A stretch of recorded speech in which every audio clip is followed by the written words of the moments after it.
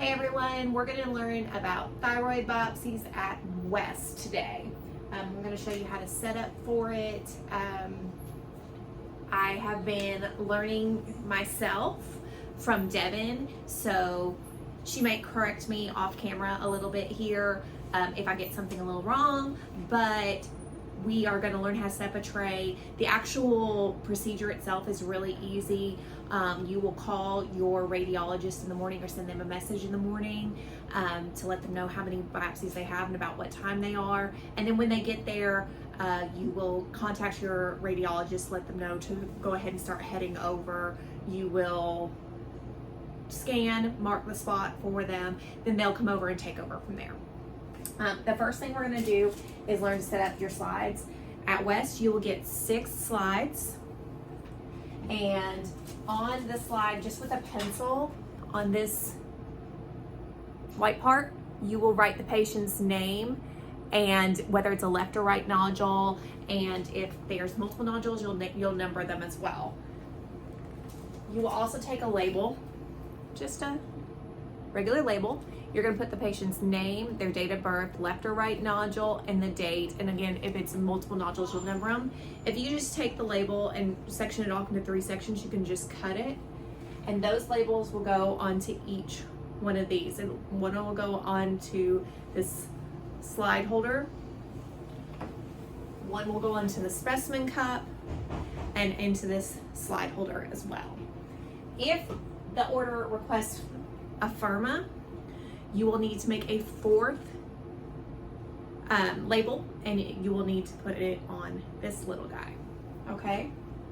What you're gonna need for your setup is a biopsy tray. Is this just a universal tray? Mm-hmm. Yep, just a universal tray. And you will need an extra 10cc syringe. The needles that you will be using will be based on your radiologist. There is a list in every center that does these of what each radiologist prefers. We're setting up like Dr. Blunt is gonna do it because he's primarily the one here at West. He prefers 225 gauge. And 122. And 122, which is already on the tray. And then, just kidding, it is not already on the tray. You have to drop it too. You have to drop that one as well. I must already have it in the tray. I think I left it in the tray because we are using a dummy tray today. So, and then you will also need a probe cover and lidocaine. Okay? So, we're gonna pretend like I'm sterile today because I'm not gonna waste a pair of sterile gloves here. So, first you would just open up your tray after you've set up all your slides and everything. You're gonna open your tray using sterile technique. Go ahead and drop your items. We're gonna drop our 25s. That's what it was. That's where I was trying to find it. That's 22. Yeah. I don't know where you put it, but if we need another one, I can grab one.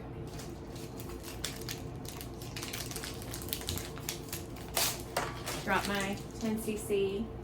This is what the 22 looks like. I accidentally repacked it in our dummy tray, so we'll have 2 on this tray. But it's like that. And then we're gonna drop our probe cover. Like so. Then you will go ahead and put on your sterile gloves so that you're sterile. Onto the right side of your tray, put your betadine and your sponges in the tray. Just flip your sponges around here. Lay it like that. There's that 22 that I accidentally packed. Then we're gonna take our gauze here. We're just gonna put that on the left side of our part of the tray. I don't know if you guys, yeah, you can see it. Okay, now we're gonna take all our syringes. The 3cc syringe you can toss. You can toss one of these pink needles. Go ahead and just put it in the sharps container, which Devin usually sticks hers in the sink just so it's easy access. Then you will have another pink needle left and a gray needle. You will have 2 10cc syringes and a 5cc. The rest can go. So the way we're gonna set this up is on the 5cc syringe. The pink first is We're what gonna you draw. use the pink needle and we're gonna draw up our lido. Now there's 2 ways to draw lido. You can grab a friend or somebody else in the department to hold up the lidocaine for you and you can stick it that way, or from your sterile glove, where you pulled your sterile gloves off, if you leave your packaging up there, you can grab the inside of your packaging and use that to grab your lidocaine bottle because the inside of your packaging is sterile. Either way, you can do it, but grabbing a friend is obviously easy. You'll draw up your lidocaine, then you can get rid of this pink needle. Go ahead and throw it in sharps and you're gonna put the gray top on there. I would go ahead and prime your needle by go ahead and pushing the lidocaine to the very top of the needle so you're not gonna have a bunch of air bubbles left in the patient's neck where you're not gonna be able to see. Then you're going to take the 22, put just a little bit of air into your syringe, put it on one of your 10cc's. And then I take the pink thing off. And Devin's telling me she usually just pulls this little pink eye off. Just less bulk Throw for it the, away. yeah, throw it away. Less bulk for your radiologist. Same with the, once again, this is Dr. Blunt, so he likes the 22 and the 225s. So we're gonna put a little bit of air in each of these. And then I just like kind of separate the lidocaine so he knows Yeah. that obviously. Okay, so she's telling me she separates the lido, so he knows that it's over here. And then, let's see if you can see this tray. Okay, so we got betadine here, gauze, lido, our syringes to draw up the samples. We got our probe cover. This is our fenestrated drape, which he's gonna put over the patient's neck. And then that just covers. And then this is just a big napkin. We're just gonna use this to cover the tray until he gets in here, okay? So the last thing we have to do, because what he is gonna do during this biopsy, you're gonna have 2 jobs. You have to take pictures and Dr. Blunt doesn't like any pictures. okay, Dr. Blood doesn't like pictures, but Yeah, most no, of the radiologists, you're gonna have to take pictures. We'll just type that there. Most of the radiologists, you're gonna have to take at least a picture saying that you did it, but it actually makes it easier that Dr. Blunt doesn't like it because you're gonna be running back and forth. Because each time they take a sample, they're gonna hand you a needle. This is fake. We made some make-believe samples here. So what, this is ketchup and water. So you guys know we are to not stick anybody here. So what he'll do is he'll hand you a little sample. What you're gonna do is take one of your slides. You're gonna squirt it here with your gloved hands, please, onto the slide right there. Then you're gonna take another slide and you are going to just smush and slide. And so now I've got 2 slides made. One will go in the clear and one will go into the purple top, okay? So you just literally stick one in there and open this guy up and stick one in here. And they have these nice little ridges in there where they'll slide right in. And you'll just keep doing that. And you irrigate into that. For all 3 samples for each nodule.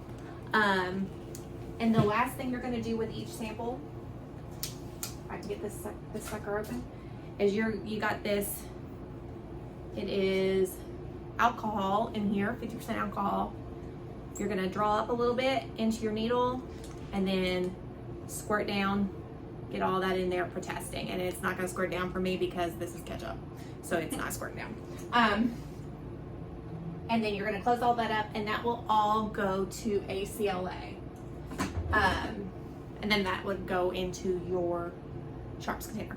ACLA at West picks up by 2:30, 3 They o'clock. pick up multiple times a day. Okay, she's saying multiple times a day, so you don't have to call them. Now, if If it's a you, later one, I would call. but she said if it's later in the day, you might want to call. Their number is at the bottom of their sheet. She has set examples in her file folders over here of the paperwork you need to fill out, so you can always have an example of your paperwork.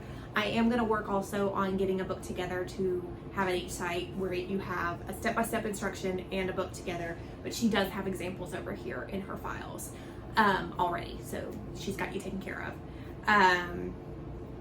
So again, ACLA's number is on the paperwork if you need to call them or if you have any questions. Also a folder that's just for lab that has all the information. And she said there's a folder for lab in here that has all the information, and yep, it says lab on it, nice. And so she is about to go on maternity leave. She's about to bring us our newest ultrasound baby. So if you are out here at West and you need to order more labs, that information is like more supplies, like this stuff here, lab forms, anything like that. All that information is in here as well.